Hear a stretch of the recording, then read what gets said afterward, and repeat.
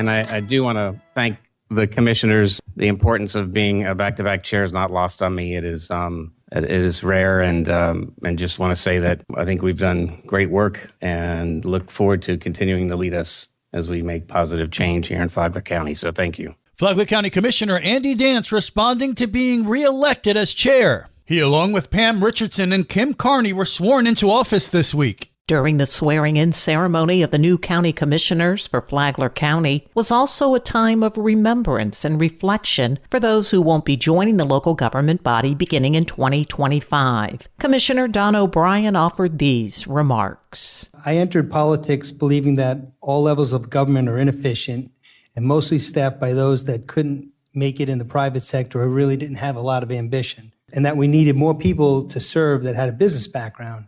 And I can tell you within days, I was quickly disavowed of that notion. Outgoing Commissioner David Sullivan offered these words. Thank you to all the citizens of Flagler County for electing me to 2 4-year terms as a county commissioner. I've always made my decisions based on what I determined was best for all. Special thanks to the Board of County Commissioners staff and our fire and sheriff departments, clerk of court, tax collector, property appraiser, and supervisor of elections. Commissioner Dance thanked both of his colleagues. Awesome comments. Appreciate the service for the last 8 years from both of you, and Dave, especially your naval service. It's been great to have you paving the way for me on the regional council, and Donnie, how many years on the Early Learning Coalition. Stay involved and keep pushing early childhood development. You've done great work there for the Early Learning Coalition. Really, this is, I know you wouldn't have been here if you knew we were going to celebrate you a little bit, but I'm glad you were here. This is our opportunity just to celebrate you guys and your commitment. And history is being made in Flagler County with the first majority woman commission in the county's 107-year history. For Flagler's Local Morning News, I'm Karen Johnson.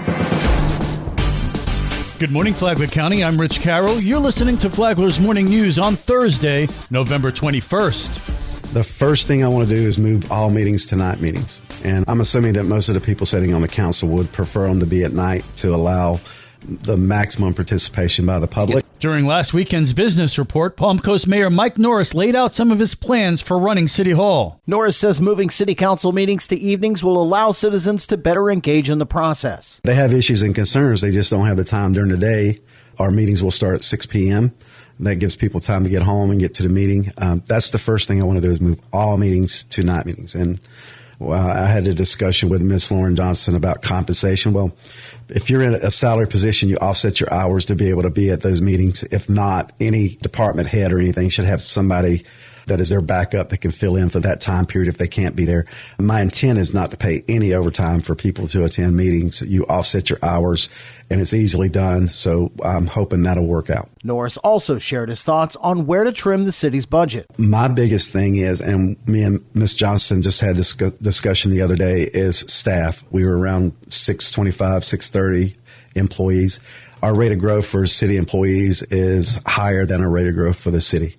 And there's a lot of positions that I think need to be eliminated, and you need to consolidate, your workforce and go at it. But that's our biggest draw on our budget is salaries and benefit packages. You can hear the business report every Saturday morning at 10 o'clock and anytime on the Flagler Radio app. From the WNZF Newsroom, I'm Daryl Moody.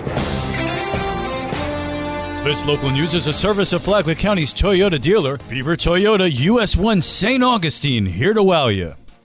A drug house is closed for business in Palm Coast. Homemade explosives and trafficking amounts of marijuana were found during the search warrant. Flagler County Sheriff Rick Staley. During the search warrant for the narcotics, we also found what appeared to be an explosive device, resulting in us calling the St. Johns County Bomb Squad for assistance. After the device was rendered safe, it is being taken to the ATF laboratory for further investigation. Deputies continued to search, seizing almost 20 pounds of marijuana, drug paraphernalia. The individual was arrested and taken to the Green Roof Inn. My warning to poison peddlers: if you sell in Flagler County, you better look over your shoulder because we're coming for you next.